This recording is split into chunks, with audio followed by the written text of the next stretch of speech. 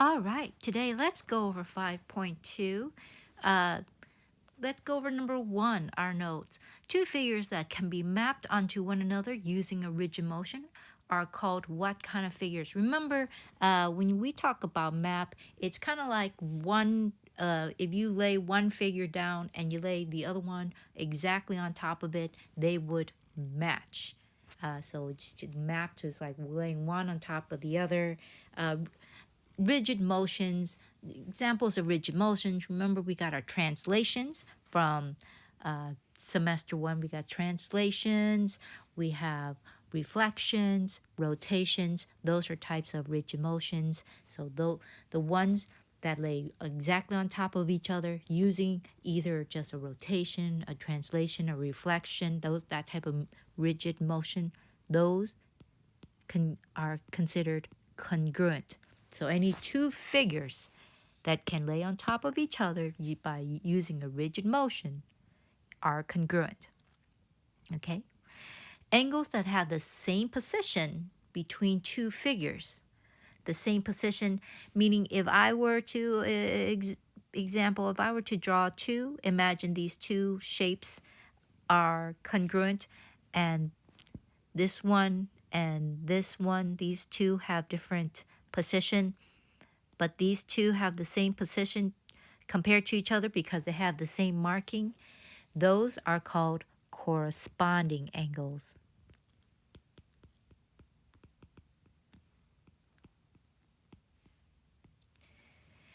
And then sides that have the same position between two figures. So let's draw a side. If I marked here a tick mark here and a tick mark here, and then these will have their own different tick marks. Well, the ones that have the same tick marks are considered corresponding sides.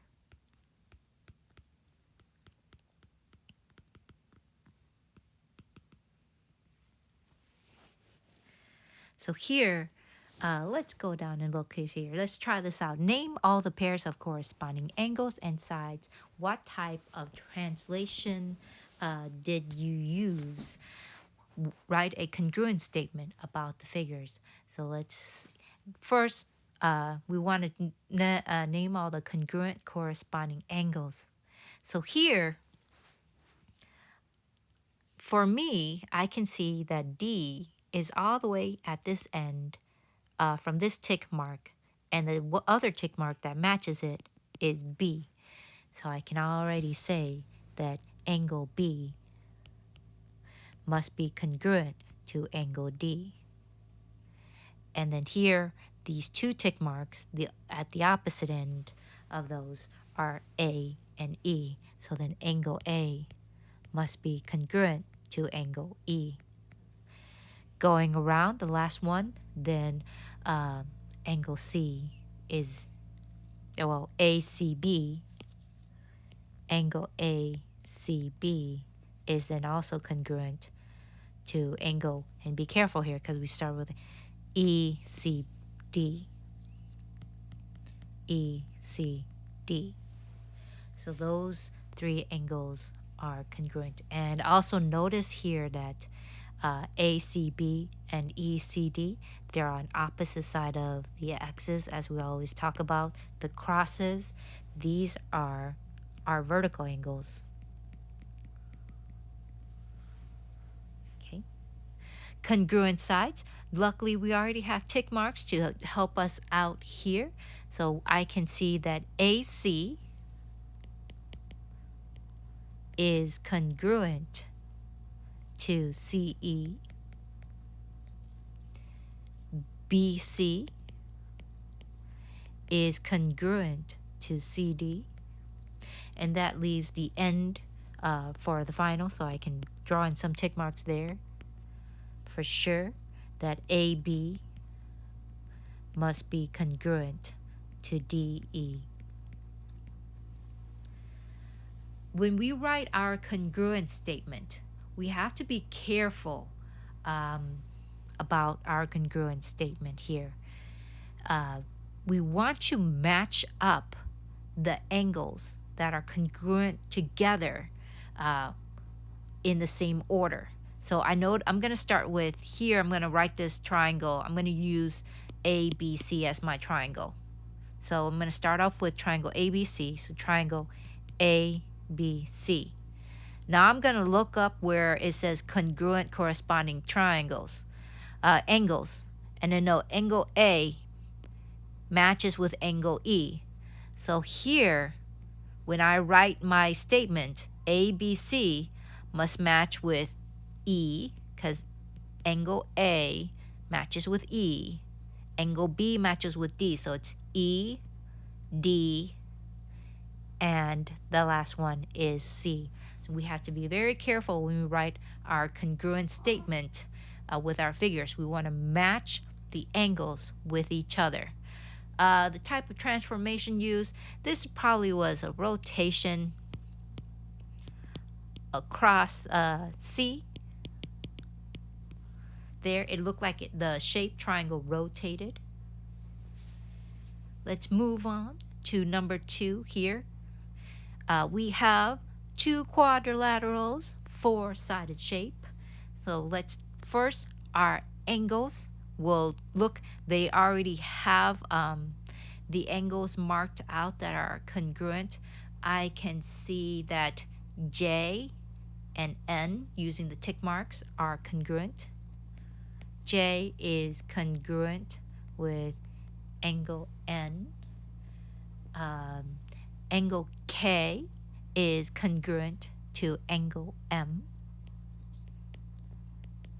Is congruent to angle M.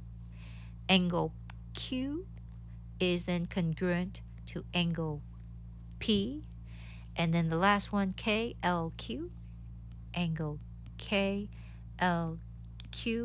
is also congruent to angle MLP. Right. Next part here, remember these 2 angles are then they're on the opposite side of x's right over here. Those are vertical angles again. Gotta emphasize vertical angles as we go down.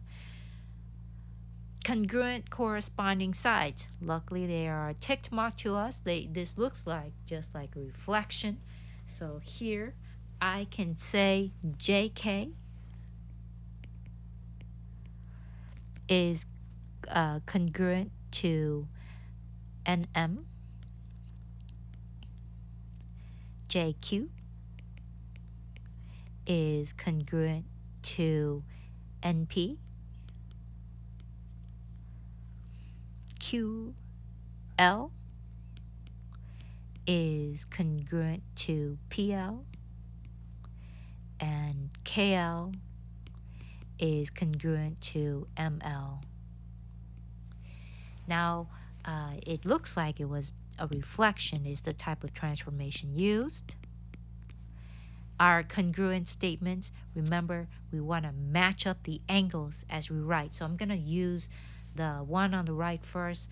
This is quadrilateral, so I'm just going to write down. I'm going to start with J and go around. So it's just J, K, L, Q. And I'm going to match it to the corresponding angle to the other side. J is the same as N, so it's going to be N. K is with M.